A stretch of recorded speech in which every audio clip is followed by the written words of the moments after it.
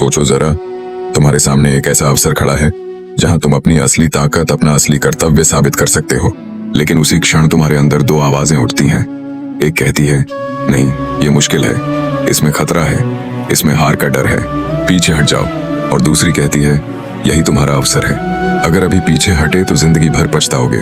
अब सोचो, तुम किस आवाज को मानोगे? ज्यादातर लोग डर की आवाज मान लेते हैं और यही डर उनकी जिंदगी का सबसे बड़ा पतन बन जाता है। गीता कहती है, कर्तव्य से पीछे हटना सिर्फ एक गलती नहीं है, यह आत्मा और सम्मान दोनों का नाश है, और धर्म के मार्ग पर डटे रहना ही सच्चा साहस है। आज हम देखेंगे कैसे कृष्ण अर्जुन को समझाते हैं कि धर्म युद्ध से पीछे हटना सिर्फ पराजय नहीं है, बल्कि यह जीवन का सबसे बड़ा दुर्भाग्य है। पिछली वीडियो श्लोक 29-30 फिल्म में हमने जाना आत्मा का रहस्य कितना गहरा और अद्भुत है। शोक करना अज्ञान है, क्योंकि आत्मा कभी नष्ट नहीं होती। और सबसे बड़ी सच्चाई, धर्म और कर्तव्य से बढ़कर कुछ नहीं। लेकिन अब सवाल यह है, अगर अर्जुन इस धर्म युद्ध से पीछे हटे तो क्या होगा? क्या यह सिर्फ युद्ध की हार होगी या पूरी जिंदगी की हार बन जाएगी? यही उत्तर मिलता है हमें अगले 3 श्लोकों में। श्लोक 32, यदृच्छया चोपन्नम स्वर्ग द्वारम पावृतम सुखिनः क्षत्रियः पार्थ लभन्ते युद्धमीदृशम। टट्टी के अर्थ, हे पार्थ, यह युद्ध अपने आप तुम्हारे पास आया है। यह युद्ध स्वर्ग के द्वार खोलने वाला है। ऐसा अवसर पाने वाले क्षत्रिय सचमुच भाग्यशाली होते हैं। संदेश, कृष्ण यहाँ एक बहुत गहरी बात कह रहे हैं। जीवन में हर किसी को ऐसा अवसर नहीं मिलता जहाँ वह अपने धर्म और कर्तव्य को निभा सके। यह अवसर अपने आप अर्जुन के सामने आया था। इसे हम अपनी जिंदगी से जोड़कर देखो।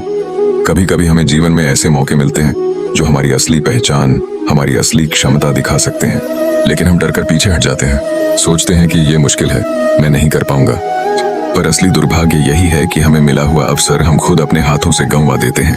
कृष्ण कह रहे हैं, धर्म निभाने का अवसर दुर्लभ है और इसे छोड़ना सबसे बड़ा पाप है।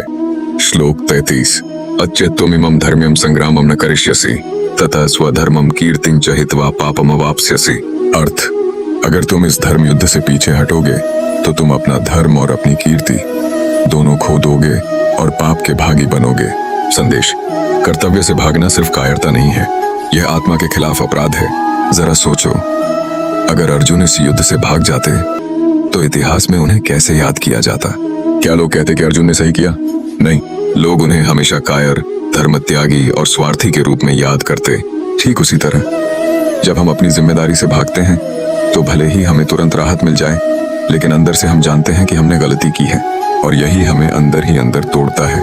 कृष्ण स्पष्ट कहते हैं, कर्तव्य छोड़ना मतलब अपने सम्मान को छोड़ना, और सम्मान के बिना जीवन पाप से भरा जीवन है। श्लोक 34, अकीर्तिं चापि भूतानि कथयिष्यन्ति ते व्ययाम संभावितस्य चाकीर्ति मरणादतिरिच्यते। अर्थ, लोग तुम्हारी निंदा करेंगे और यह अपकीर्ति तुम्हारे लिए मृत्यु से भी बड़ी पीड़ा होगी। संदेश, मृत्यु एक बार होती है, लेकिन अपकीर्ति बार बार होती है। उदाहरण के तौर पर सोचो, इतिहास में जिन लोगों ने अपने धर्म या कर्तव्य से मुंह मोड़ा, उनकी याद आज भी लोग अपमान से करते हैं। लेकिन जिन्होंने धर्म पर डटकर संघर्ष किया, उन्हें लोग आज भी सम्मान से याद करते हैं।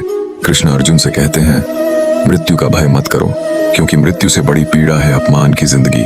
कर्तव्य छोड़ने वाला व्यक्ति जीते जी मर जाता है। तीनों श्लोकों की संयुक्त सीख, धर्म निभाने का अवसर दुर्लभ है और इसे खोना सबसे बड़ा दुर्भाग्य है। कर्तव्य से भागना पाप है, इससे आत्मा और सम्मान दोनों का नाश होता है। सम्मान मृत्यु से बड़ा है, मृत्यु क्षणिक है, लेकिन अब कीर्ति सदियों तक पीछा करती है।